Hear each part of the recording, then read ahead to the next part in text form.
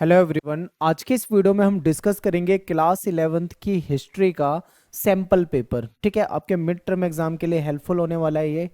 इस प्रकार से आपके पेपर में क्वेश्चन आएंगे, वो फॉर्मेट जो है इसमें आपको इस वीडियो में पता लग जाएगा। ठीक है, तो इस वीडियो को आपको बहुत ध्यान से देखना है और इसके साथ साथ आपका पेपर है और पेपर से पहले कुछ और वीडियो इंपॉर्टेंट है जो मैंने बना रखी है, आपको वो जरूर देखनी है।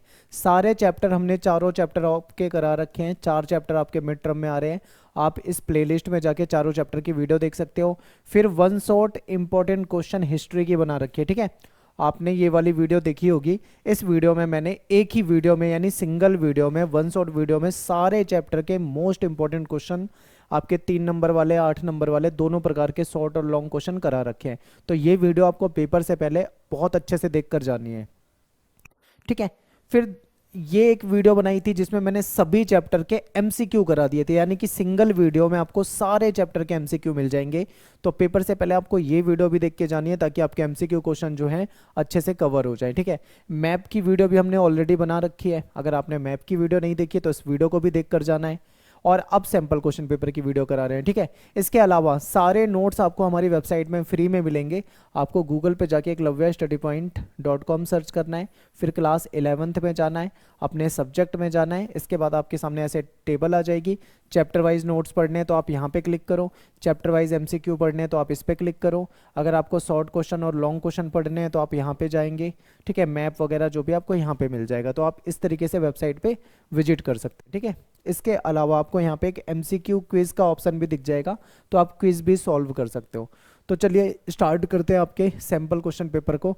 तो जो आपका खंड का आता है, यानी कि जो आपका सेक्शन ए आता है, उसमें आपके एमसीक्यू टाइप के क्वेश्चन होते हैं जो कि आपको करने होते हैं। ठीक है, तो सबसे पहला क्वेश्चन है कि निम्नलिखित कथनों पर विचार करें। मेसोपोटामिया की सबसे पुरानी जो ठीक है, सबसे पुरानी जो ज्ञात भाषा है सुमेरियन, इसका स्थान 2400 ईसा पूर्व के बाद धीरे धीरे अक्कदी भाषा ने ले लिया। क्या ये सही है? बिल्कुल सही है। पहले सुमेरियन भाषा थी, लेकिन बाद के समय में यहाँ पे अक्कदी भाषा आ गई थी, हमने पढ़ा हुआ है। ठीक है, अब दूसरी स्टेटमेंट देखो, अक्कदी भाषा में कीलाकार लेखन का रिवाज, ठीक है, ईसवी सन की पहली शताब्दी तक अर्थात 2000 से अधिक वर्षों तक चलता रहा। क्या ये सही है? ये भी सही है। तो अपना आंसर पहले का क्या हो जाएगा? C option. आप देखिए एक बार यहाँ पे जो सी ऑप्शन है इसमें पहला और दूसरा दोनों सही बताया गया है, यानी कि इसका गा ऑप्शन जो है वो आपका सही हो जाएगा। ठीक है, अगले क्वेश्चन पे चलते हैं। क्वेश्चन सेकंड है कि मेसोपोटामिया का क्षेत्र वर्तमान में किस गणराज्य में है? जो मेसोपोटामिया की सभ्यता है आज के समय में वो किस जगह पे आपको देखने को मिलेगी? तो इराक। आपका अगला क्वेश्चन है कि ईसाई धर्म का रोमन साम्राज्य में आधिकारिक धर्म के रूप में कौन से सम्राट ने ईसाई धर्म को बना दिया था? तो ये आपका हो जाएगा फोर्थ का डी ऑप्शन हो जाएगा इसमें, कॉन्स्टेंटिन। ठीक है, कॉन्स्टेंटिन। अगले क्वेश्चन को देखते हैं। पेपायरस नाम का पौधा था, इस पौधे से वो लिखा करते थे। ठीक है, लिखने के लिए यूज करते थे। तो ये पूछा गया कि कौन सी नदी के किनारे? तो ये नील नदी के किनारे आपको दिखेगा। ठीक है, तो यहाँ पे नील नदी हो जाएगा और मिस्र में ये नील नदी है। हो सकता है पेपर में आपसे ये भी पूछ लें। फिर अगला क्वेश्चन है कि निम्नलिखित में से किस रोम के सम्राट ने सोने, ठीक है, टाइपिंग की मिस्टेक है यहाँ पे, सोने का सिक्का चलाया था? ठीक है, तो क्वेश्चन नंबर 6 का जो आंसर हो जाएगा आपका वो हो जाएगा यहाँ पे, ठीक है, कॉन्स्टेंटाइन। ठीक है, ये थोड़ा सा नाम थोड़ा पढ़ने में अजीब है। इन्होंने एक सोने का सिक्का चलाया था जिसको सॉलिडस कहा जाता था। ठीक है, ये 4.5 ग्राम का एक सिक्का होता था जो कि गोल्ड कॉइन होता था। ठीक है, गोल्ड कॉइन होता था, तो ये आपको याद रखना है। फिर इसके बाद क्वेश्चन नंबर 7 पे चलते हैं कि मंगोलों का जो प्रमुख व्यवसाय था, उनका जो मेन पेशा था वो क्या था? ऑप्शन देखो, कृषि तो वो नहीं करते थे, हमने पढ़ा हुआ है। ठीक है, ज्योतिष भी नहीं होगा, शिल्पकारी भी इसमें नहीं होगा, तो इसमें पशुपालन थे, ये शिकार भी करते थे, संग्राहक भी थे। तो आपका बी ऑप्शन यहाँ पे क्या हो जाएगा? क्वेश्चन नंबर 7 का करेक्ट हो जाएगा। ठीक है, अब बात करते हैं क्वेश्चन नंबर 8 की, कि फीफ के बारे में कौन सा कथन गलत है? ठीक है, फीफ क्या होता था? भूमि का भाग होता था। क्या ये सही है? बिल्कुल ठीक है। इसको उत्तराधिकार में भी पाया जा सकता था। ठीक है, 1000 से 2000 एकड़ या उससे ज़्यादा भी होता था। ठीक है, लास्ट ऑप्शन है फीफ एक विशाल सेना थी, नहीं। देखिए फीफ जो थी वो सेना थोड़ी थी, वो तो जमीन का टुकड़ा था। तो डी ऑप्शन गलत है, अपने को क्या करना था, गलत वाला कथन पहचानना था, ठीक है। तो इसका ये हो जाएगा। अगले क्वेश्चन को देखते हैं कि 1540 में जो सोसाइटी ऑफ जीसस है, ये जो संस्था है, इसकी स्थापना जो है वो किसने की थी। ऑप्शन ध्यान से देखिए, Ignatius Loyola, William Tyndale, John Calvin और मार्टिन लूथर, ठीक है। तो इसका आपका हो जाएगा ए ऑप्शन आपका यहाँ पे करेक्ट हो जाएगा, ठीक है। ए यहाँ पे क ख ग लिखा हुआ है, लेकिन ए बी सी डी थोड़ा सा दिमाग में रहता है, तो आप उसे ए मान लीजिए और इसे सही कर देंगे। अब बात कर लेते हैं क्वेश्चन नंबर 10 की, कि जो भिक्षु है, भिक्षु का एक ऐसा समूह जिसने 13वीं सदी में मठ में ना रहने का फैसला किया था, और उसको किस नाम से जाना जाता है। ऑप्शन में है फ्रायर, टीथ, मेनर, इनमें से कोई नहीं। तो वो फ्रायर होते थे। ये क्या होते थे, ऐसे भिक्षु होते थे जिन्होंने मठ में रहने से मना कर दिया था, ठीक है। तो ये आपको याद रखना है। नेक्स्ट क्वेश्चन है, यदि मेरे प्यारे लॉर्ड को काट दिया जाता है, उनकी तकदीर का मैं भागीदार बनूंगा। अगर लटका दिया जाता है तो मुझे भी उसके साथ लटका दें। ये कविता जो है डून दे मयांस के द्वारा किसकी प्रशंसा में लिखी गई है, ठीक है। ये आपके एनसीईआरटी में एक बड़ा सा बॉक्स है, उसमें ये लिखा हुआ है, आप आंसर ढूंढोगे तो आपको मिल जाएगा, ठीक है। तो ये नाइट के ऊपर लिखा हुआ है, ठीक है। जो नाइट्स होते थे, जो सैनिक होते थे, सिपाही होते थे, योद्धा होते थे, इनके ऊपर लिखा हुआ है, ठीक है। तो आपका ए ऑप्शन यहाँ पे जो है वो ठीक हो जाएगा। क्वेश्चन नंबर 12 पे चलते हैं। आपको ये बताना कि निम्न में से कौन सा सही मेल नहीं है, यानी कि कौन सा सही मेल नहीं है, ठीक है। क्वेश्चन नंबर 12 को ध्यान से देखो एक बार। जय गणेश देवी, ठीक है। देखो ये प्रेम की देवी, ठीक है, ये भी ठीक है। यहाँ पे ये गलत है, ठीक है, चंद्र देवता। क्वेश्चन नंबर 12 को ध्यान से देखो। हमने क्या पढ़ा था, हमने चैप्टर के अंदर पढ़ा था जो उर था, उर, इनको चंद्रदेव कहा जाता था, ठीक है, चंद्रदेव। और इन्नाना जो थी उनको प्रेम की और युद्ध की देवी कहा जाता था। लेकिन यहाँ पे क्या है, यहाँ पे ये गलत दे रखा है, तो जो ए ऑप्शन है यही आपको पहचानना था, ठीक है। अब बात करते हैं क्वेश्चन नंबर 13। पॉप जो कि पश्चिमी चर्च में प्रमुख होते थे, ये कहाँ पे रहा करते थे, ठीक है, रोम में रहा करते थे। ये आपको रोम बताना है, और ये वेटिकन सिटी वगैरह जो होता है वहाँ पे रहते थे, ठीक है। क्वेश्चन नंबर 14 है, इसमें पूछा है कि सही कालक्रम क्या है, यानी कि इसमें कौन सी घटना कब हुई है, पहले आपको ये पता होनी चाहिए, उसके बाद आप इसका सही कालक्रम लिख पाओगे। तो उसके लिए आपको क्या करना है, ठीक है, आपको पता होनी चाहिए कि कौन सी घटना कब हुई थी। तो इसका सही आंसर अगर देखा जाए तो इसका ए ऑप्शन होगा, क्योंकि सबसे पहले जो घटना हुई थी वो आपका पहला अफीम युद्ध हुआ था, ठीक है। उसके बाद देखा जाए तो ये मेजी बहाली वाला है, फिर कम्युनिस्ट पार्टी है, और लास्ट में आपका ये लंबा कूच जो है ये हो गया। तो इस प्रकार से आपको बताना था, ठीक है। नेक्स्ट पे चलते हैं। क्वेश्चन नंबर 15, चीन में सांस्कृतिक जो क्रांति है वो कब हुई थी। ध्यान से देखें, ऑप्शन में है 1962, 1966, 1976 और 1978। क्वेश्चन नंबर 15, तो क्वेश्चन नंबर 15 का आंसर हो जाएगा 1966, ठीक है। यहाँ पे बी ऑप्शन जो है आपका ये करेक्ट हो जाएगा। इसके बाद चलते हैं क्वेश्चन नंबर 16 पे, नेक्स्ट पे। क्लूनी मठ, ये आपके पेपर में आया हुआ है लास्ट ईयर भी, ये आपको याद रखना है। क्लूनी मठ की स्थापना जो है वो कब हुई थी, ठीक है। क्वेश्चन नंबर 16, ऑप्शन को ध्यान से देखो, 723, 927, 529, 910। तो ये 910 में हुई थी, ठीक है, डी ऑप्शन आपका हो जाएगा यहाँ पे। क्वेश्चन नंबर 17 है कि इंग्लैंड में जो कृषक विद्रोह है ये कब हुआ था। 1323, 1358, 1381 या इनमें से कोई नहीं। क्वेश्चन नंबर 17, तो ये 1381 में हुआ था, ठीक है। तो आपका यहाँ पे सी ऑप्शन जो है वो करेक्ट हो जाएगा, इसे याद कर लेना। नेक्स्ट क्वेश्चन है कि चंगेज खान ने निशापुर जो है उसको लूटने और नष्ट करने का आदेश दिया था, ऐसा क्यों कहा था उसने। देखिए वहां पे क्या हुआ था, एक मंगोल राजकुमार जो था वो मारा गया था, इस कारण उसने कहा था, ठीक है। तो यहाँ पे का ऑप्शन यानी ए ऑप्शन जो है आपका ये आपका सही हो जाएगा। अगले पे चलते हैं। क्वेश्चन नंबर 19, चाइना की जो दीवार है, चीन की जो महान दीवार है वो क्यों बनाई गई थी। तो वो सुरक्षा के लिए बनाई गई थी, ठीक है, क्योंकि आपको पता है चीन पे उस समय में आक्रमण काफी होते थे, तो आक्रमण से बचाव के लिए उन्होंने ये दीवार बनाई थी, ठीक है। अगला क्वेश्चन देखते हैं। दी गई सूचनाओं के आधार पर सही विकल्प आपको चुनना है। रोमन साम्राज्य का दूसरा सबसे अधिक शक्तिशाली और धनवान समूह कौन सा है। इसको एरिस्टोक्रेसी भी कहा जाता है, तो अभिजात वर्ग है, ठीक है, अभिजात वर्ग हो जाएगा। अब बात करते हैं खंड ख, यानी कि आपका जो सेकंड है, मेसोपोटामिया को दुनिया की सबसे बड़ी देन क्या है, 3 नंबर का क्वेश्चन है। इसी के ऑप्शन में एक और क्वेश्चन है कि इराक की भौगोलिक विविधता के बारे में आपको बताना है। तो देखिए मेसोपोटामिया वाले में इतने सारे पॉइंट ले रखे हैं मैंने, आपको कोई 3 पॉइंट बताने थे। दुनिया को सबसे बड़ी देन में उसको काल गणना माना जाता है, ठीक है। गणित की विद्वतापूर्ण परंपरा को माना जाता है। और कुछ पट्टिकाएं ऐसी मिली है जिसमें गुणा भाग से रिलेटेड, वर्गमूल, चक्रवृद्धि ब्याज से रिलेटेड जो सारणियां होती हैं वो मिलता है, ठीक है। पृथ्वी के चारों ओर चंद्रमा की परिक्रमा के अनुसार पूरे वर्ष को 12 महीने में, एक महीने में आपके 4 वीक हो जाते हैं, एक दिन में आपके 24 आवर्स हो जाते हैं, एक एक घंटे में यानी 1 आवर्स में आपके 60 मिनट हो जाते हैं। ये सारा जो विभाजन है ये हमको यहीं से पता लगता है। सूर्य और चंद्र ग्रहण जो कब घटित होगा, कैसे घटित होगा, इसके बारे में जानकारी मिलती है, ठीक है। तो ये सारी चीजें आप बता सकते थे।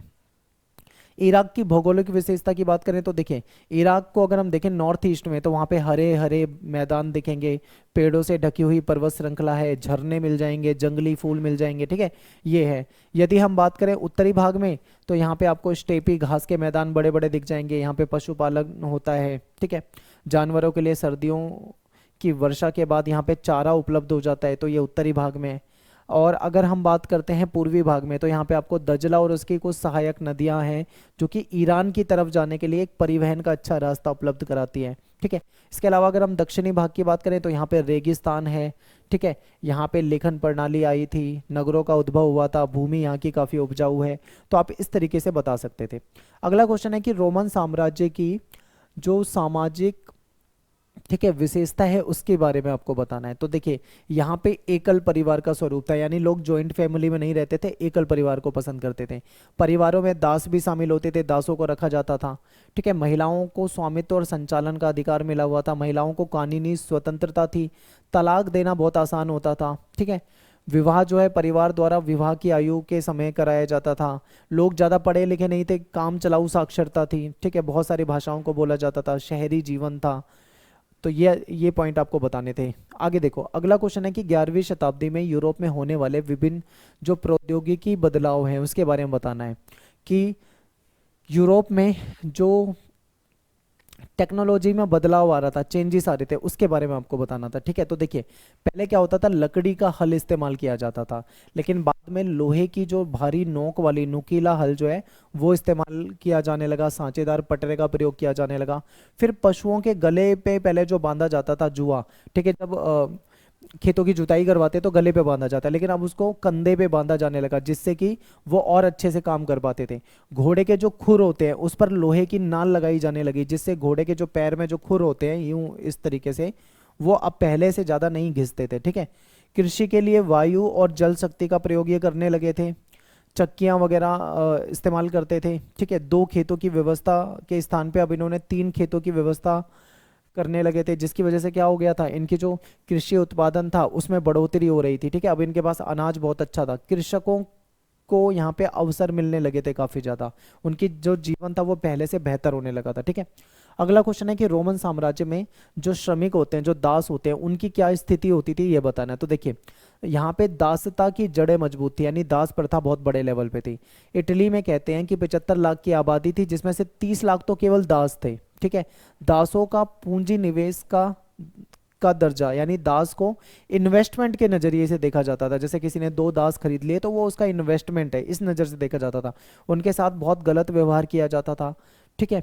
और दासों को प्रजनन के लिए प्रोत्साहित किया जाता था, ठीक है। तो ये इंपॉर्टेंट है। तो ये 4-5 पॉइंट आपको बताने हैं, जैसे 3 नंबर का क्वेश्चन है तो 3 ही पॉइंट आप बता सकते हो, ठीक है, कोई भी चलेंगे। अगला क्वेश्चन है कि चंगेज खान की सैन्य उपलब्धियों के बारे में आपको बताना है, उसकी सफलता के कारण क्या थे। तो देखिए इनके पास कुशल घुड़सवार सेना थी, ठीक है, तीरंदाजी का कौशल था, तीरंदाजी ये जानते थे, मौसम की जानकारी सही होती थी, घेराबंदी नीति थी इनकी जिसकी वजह से ये युद्ध जीतते थे, ठीक है। और बमबारी की शुरुआत भी इन्होंने ही करी थी। हल्के चल उपकरण का निर्माण, यानी कि जो इनके हथियार वगैरह होते थे वो हल्के होते थे जिससे ये आसानी से उसको यूज कर पाते थे, ठीक है। आगे देखते हैं, मंगोल साम्राज्य जो है उसके पतन का कारण बताना है कि मंगोल साम्राज्य का पतन क्यों हो गया था। तो उनकी संख्या जो थी बहुत कम थी, वो अपनी प्रजा की अपेक्षा कम सभ्य थे, ठीक है। आपसी विरोध और अपनी सभ्यता को विजित देशों की सभ्यता से मिलाना। देखिए मंगोल जो थे ये कहीं ना कहीं आप ये मान लो कम सभ्य होते थे, बर्बर होते थे, ठीक है, जहाँ पे भी आक्रमण करते थे उनसे तो ये कम ही सभ्य होते थे। और आपसी विरोध भी इनके बीच में कुछ होने लगा था। जो विजित देश थे उनकी सभ्यता से मिलाने की कोशिश कर रहे थे, इसकी वजह से विरोध हो रहा था। ठीक है, मंगोल द्वारा अन्य धर्मों को अपनाना, कुछ मंगोल जो थे अन्य धर्मों को अपनाने लगे थे। तो इसमें से कोई ये, ठीक है, ये बिंदु या फिर इसके अलावा आपको कोई और पॉइंट पता हो तो आप वो भी लिख सकते हैं इसमें। 3 नंबर का क्वेश्चन है, 3 पॉइंट ही काफी है।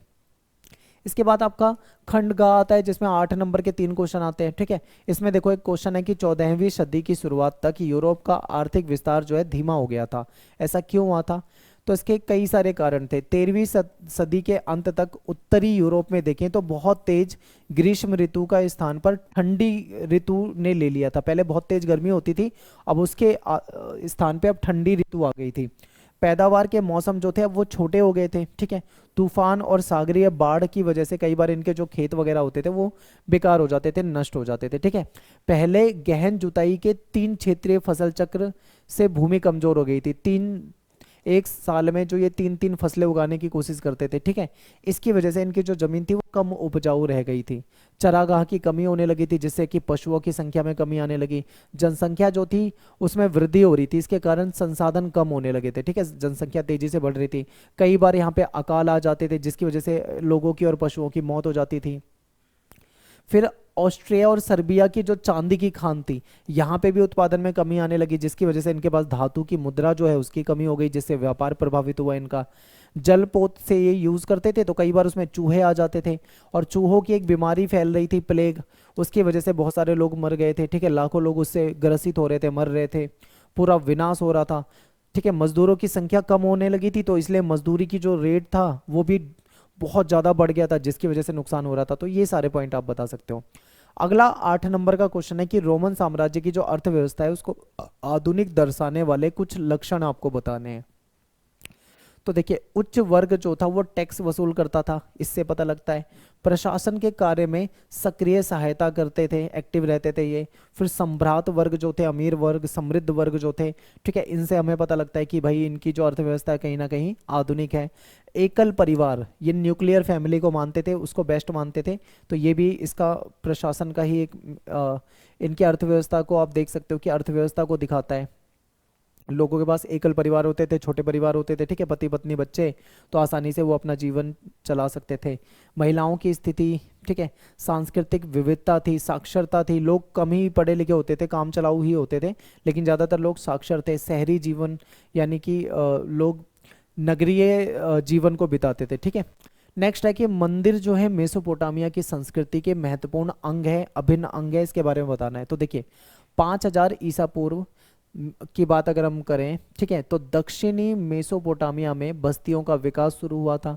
कुछ प्राचीन शहर थे जो मंदिर के चारों, यानी मंदिर होते थे उसके चारों ओर कुछ शहर विकसित होने लगे थे।